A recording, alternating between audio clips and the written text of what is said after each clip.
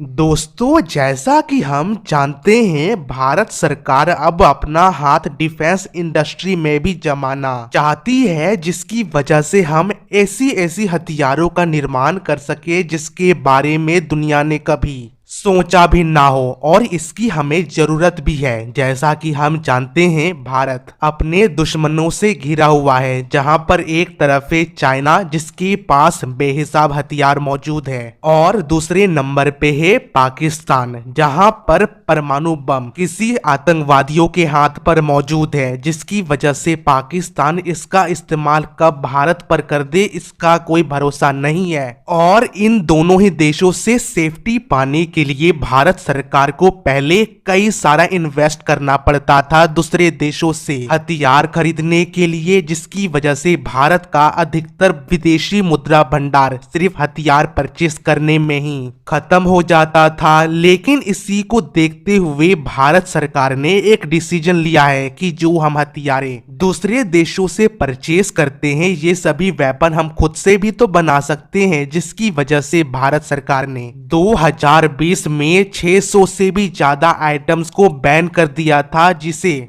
हम अपने देश में ही निर्माण कर सकते हैं। और यकीन मानिए, इसकी वजह से भारत के डिफेंस इंडस्ट्री को काफी ज्यादा फायदा देखने को मिला। दोस्तों, जहां पर 2020 से पहले भारत दुनिया का सबसे बड़ा वेपन परचेसिंग के लिस्ट में आया करता था, लेकिन नंबर 1 पर तो हम अभी भी हैं, लेकिन जो हमारा परसेंटेज है वो काफी ज्यादा कम हो चुका है। जहां पर 2019-20 तक भारत में जितने भी हथियार मौजूद थे, उसमें से 95% हथियार विदेशी कंपनियों का था, लेकिन 2023 आते आते इसकी परसेंटेज कम होती चली गई, और आज के समय में मात्र 70% ही हमारे पास जो हथियार है वो विदेशी हैं। अब इसी बीच भारत सरकार हाइपरसोनिक मिसाइल पर भी काम कर रहा है, जिसमें पूरी दुनिया लगी हुई है, लेकिन इसकी टेक्नोलॉजी पाने में सिर्फ कुछ चंद देश ही कामयाब हुए हैं, जिसमें से एक है रशिया, दूसरे पर है चाइना, तीसरे पर है अमेरिका, उसके बाद भारत देखने को मिलेगा। दोस्तों, भारत ने हाइपरसोनिक मिसाइल का सबसे पहला टेस्ट जून 2019 में किया था,